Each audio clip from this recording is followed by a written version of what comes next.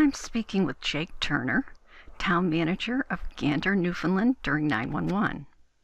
Now, how did you hear that flights were diverted to Gander that were originally intended to go to the United States?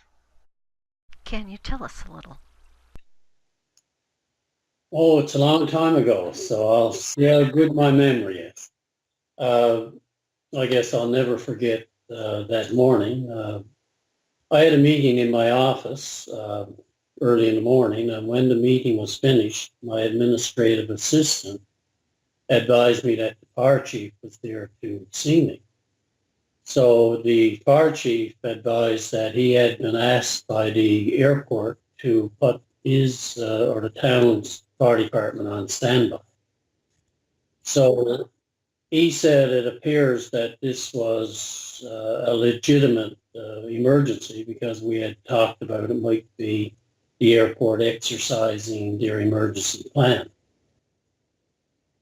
Yeah, well, we exercise our emergency plan. Sometimes it's the hospital takes a lead role. More times it's the town or the airport. So we went into the emergency operations center and called the airport, and they advised us that they were expecting up to 100 planes to land in Gander.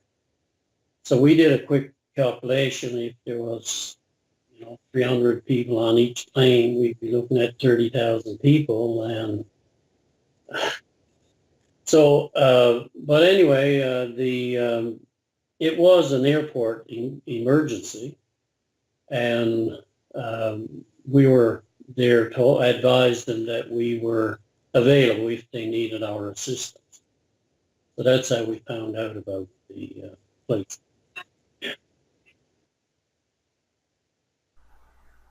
You had an emergency plan in place. So how did that work? In our emergency plan, the town clerk is the recorder of all the events. The director of public works is there because of infrastructure that may be impacted in a normal, I would say, normal emergency. And the fire chief is there to coordinate the response of the emergency services. Our, our director of recreation is not a part of the emergency operations center, but we advised that something was going on so that he would be aware. And Okay. our economic director was overseas, so she was caught in this 9/11 incident. Wow. Yeah. So she's normally the communication person, the one who would uh, contact the media. But in this case, it was an airport emergency, and the RCMP, because of the type of emergency, they were designated as the media contact. So any media contact we had went through the RCMP. It had to be vetted through the RCMP because of security reasons, Okay. dictated mostly by the FAA. Now, can you tell me what your role was in the emergency plan? Did you actually go to the airport?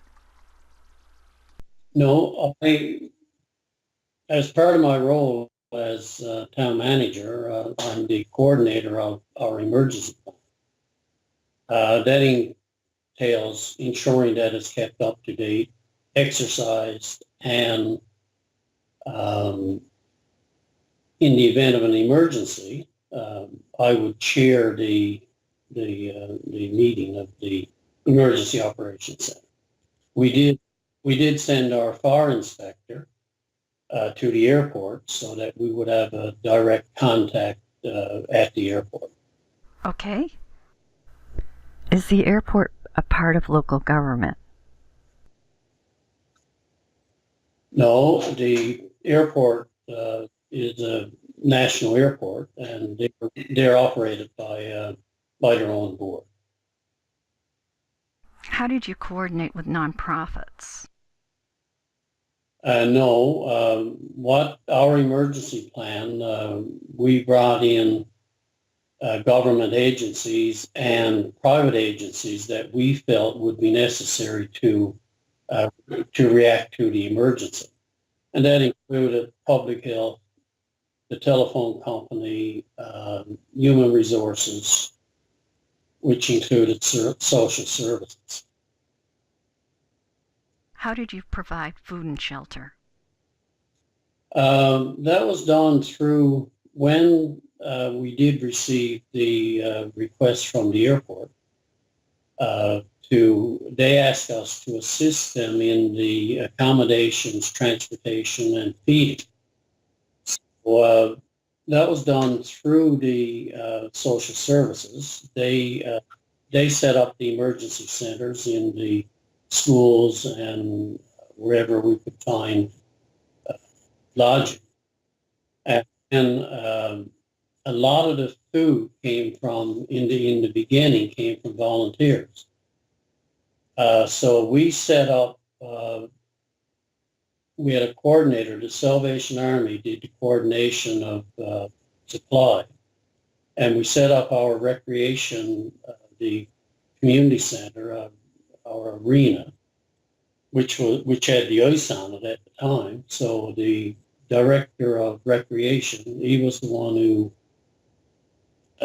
I guess, organized the biggest refrigeration unit in Newfoundland. So You had an ice arena? yeah, yes, that's right. So we used the arena originally. That's where a lot of the people went to shower because the arena had a lot of shower facilities. And then we used it to store the food. How did you keep your town council informed?